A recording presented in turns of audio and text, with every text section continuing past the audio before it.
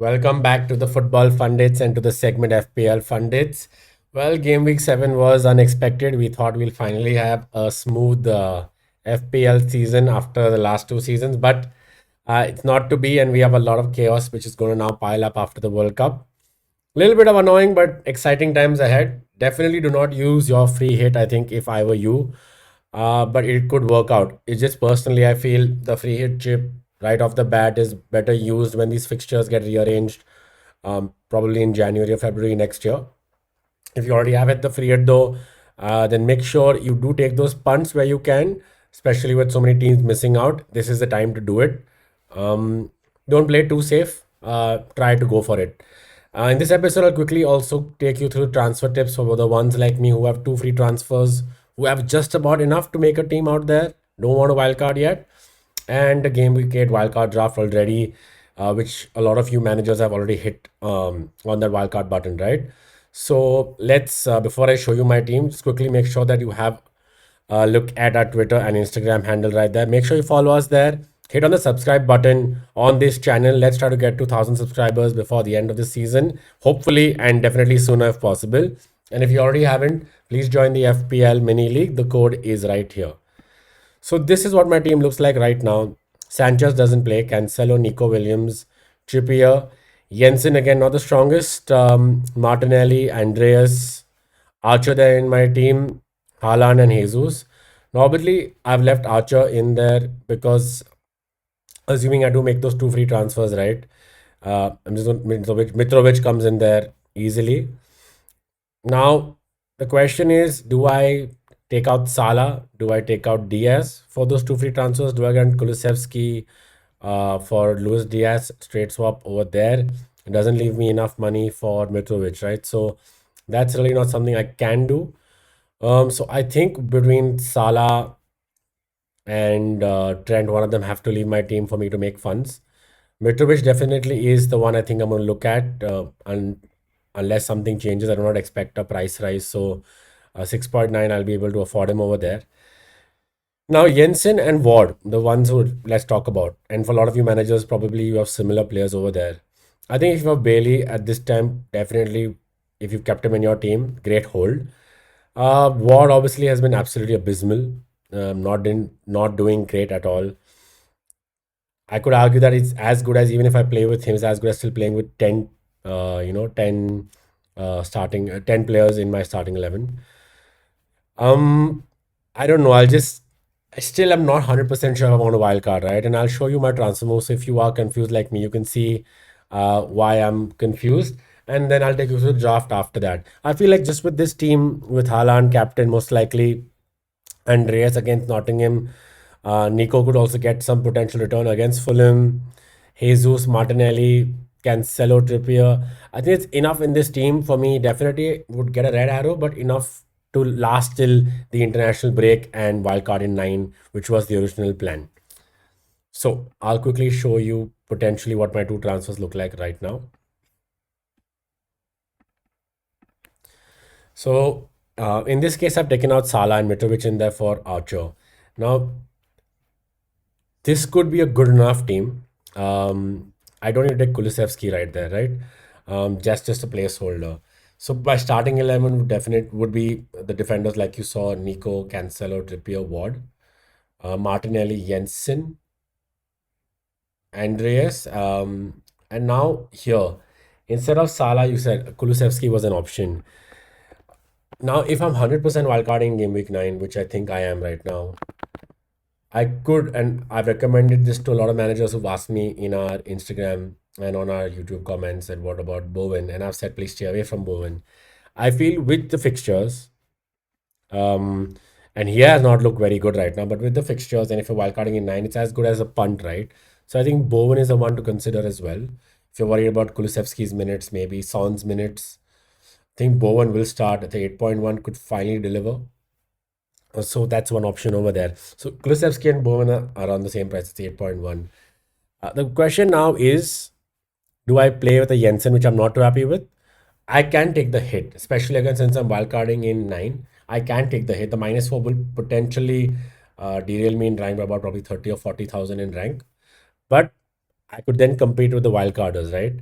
Um, so let's say I can in that position even look at a Son or a KDB.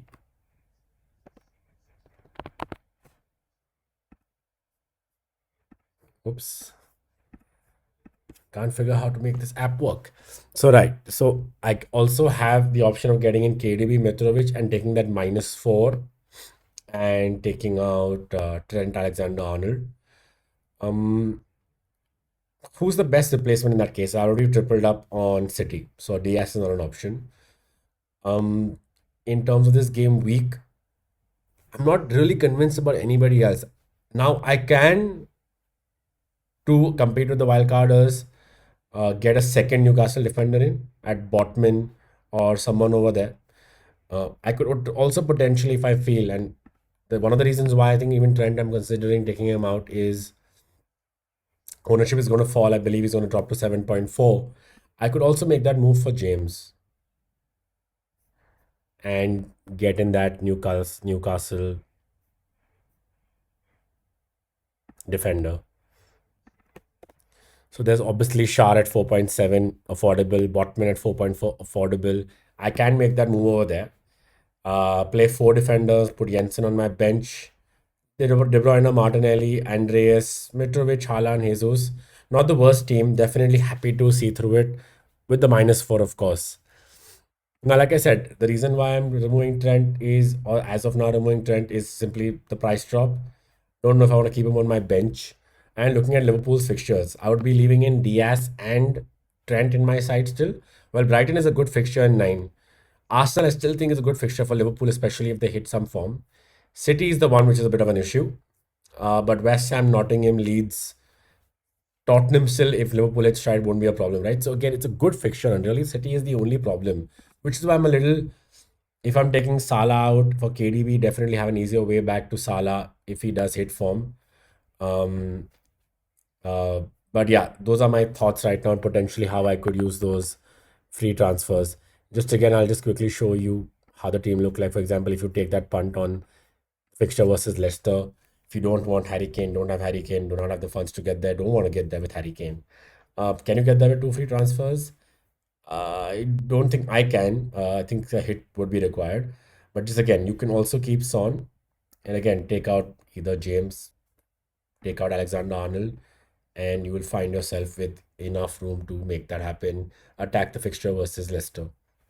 Um, Before I move on to the wildcard draft, now is Son a better captain choice than Haaland? Do you want to go differential there? Do you want to go differential with Jesus?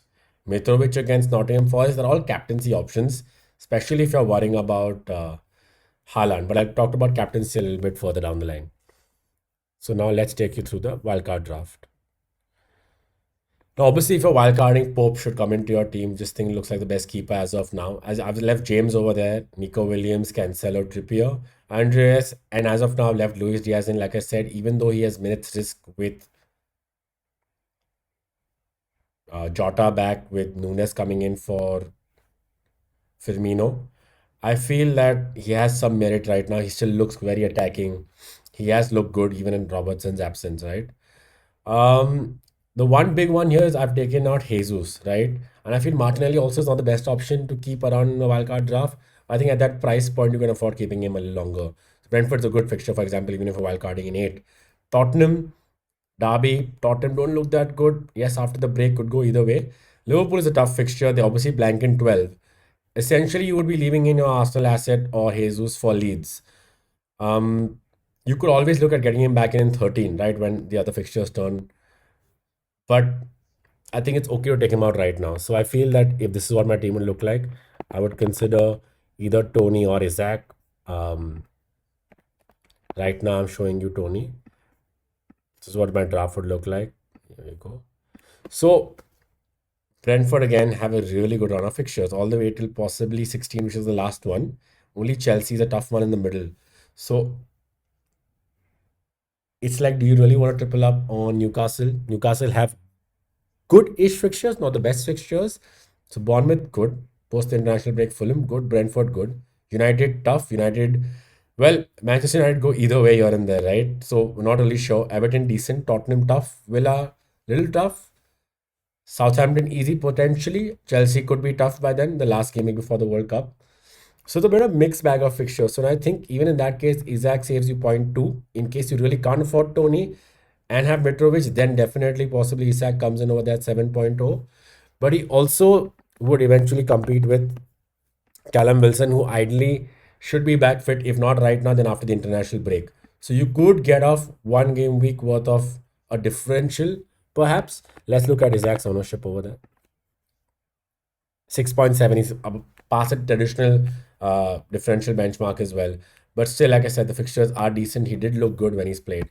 So for now, let's just go back to the team and I'll show you more later. So now again, we can go for De Bruyne option one right there. Um, what does the rest of your team look like? Now, I have a slot for a defender. You could leave Trent in, take out Diaz and get a 6 point there, get a Bailey in there as well. That's one way of looking at it. You're worried about obviously Spurs' rotation. So let's look at Spurs' fixtures first. So Leicester again, Arsenal being the derby, Brighton, Everton, United slightly tough, Newcastle, Bournemouth, and Liverpool. Mostly good fixtures with potential issues with United and Liverpool showing up, but relatively decent, right? You could look at Deer at 5.0. Perisic again is a gamble, but maybe before the international break, you could give Perisic a run. Perisic comes in at 5.6. He's potentially an option. And this game, I would leave James in my team only because Chelsea's fixtures improve. Crystal Palace in 9, Wolves, Villa, Brentford, United, Brighton, Arsenal, Newcastle. Right there, right? So really good fixture run. Would I get in Sterling right now? Potentially not. Which is why I feel maybe if Salah comes back and still doesn't do well, De Bruyne's minutes are getting managed because of Champions League. At that time, considering Sterling potentially would be a good option, I feel. So let's assume you're going for Perisic over here. Leaves you with 6.0.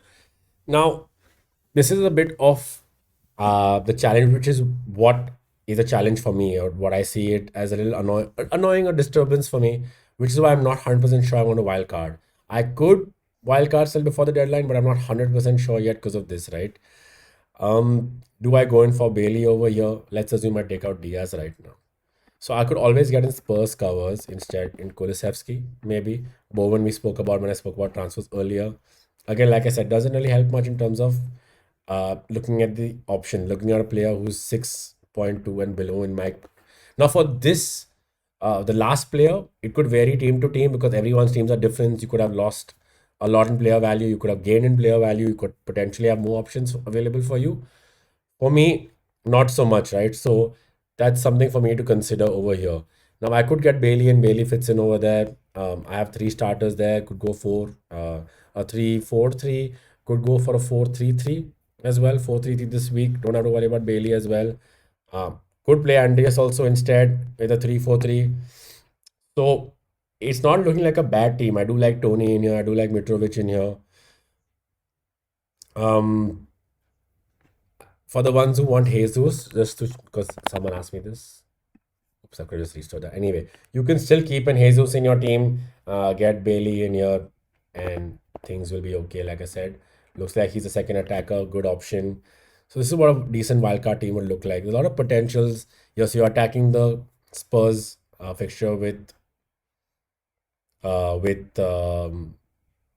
Leicester. You are missing out on Kane, which could be a big miss because Kane does traditionally do well against Leicester. But how do you fit Kane in here, right? He's a bit below 20% ownership.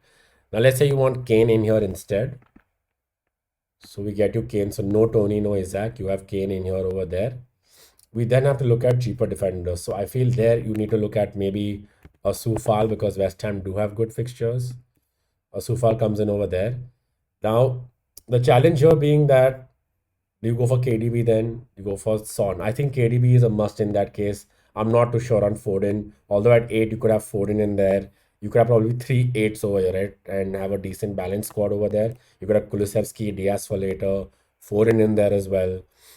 You could give a punt to Bowen, couple of game weeks to Bowen as well. Because like I said, West Ham's fixtures are decent. with Everton, Wolves, Fulham, Southampton till 11. Liverpool, the tough one. And then Bournemouth, Palace, and Leicester with United again there. So you could consider that, but then yeah, you would be playing without De Bruyne. Ownership going up, he's at 30% already.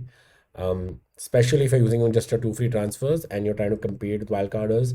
Not having him obviously goes either way, right? You could gain or it could really sink you down further, especially if you're taking a hit.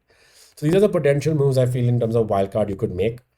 Looking at captaincy options now, I believe Haaland's still the favorite. Yes, he played the full game versus Dortmund pretty much. Before the international break, unless he's carrying any niggles, and I haven't received any update yet in terms of injuries. In case there's any injury update regarding De Bruyne and Haaland, all this becomes much easier, I feel. So Haaland is the captain for me. Differential captain wise, definitely Mitrovic against Nottingham and Kane versus Leicester. Yes, Spurs very poor, not looking very good. Still getting the wins in the Premier League, but didn't look too good midweek, right? But with Kane's record against Leicester, definitely one a shout out for me. And apart from all of these, if you really want to go different, I would not recommend it, obviously. But you could consider Martinelli versus Brentford as well, if you remove Jesus, that is. But anyway, those are my thoughts this week about the players you can get in, potential wildcard, two free transfers, one free transfer, -4, so on and so forth. Thank you so much for tuning into this episode. It's been a tough couple of tough 2 weeks again, and will get more interesting after the international break. Hopefully, it works out in no matter what you do. In case you wildcard, hope that works out for you. Hope it works out for me too. In case I don't wildcard and just take that -4 over there. Best of luck. And if you have any further questions, please don't forget to hit us up on Instagram or Twitter. Happy to answer all of your questions. See you.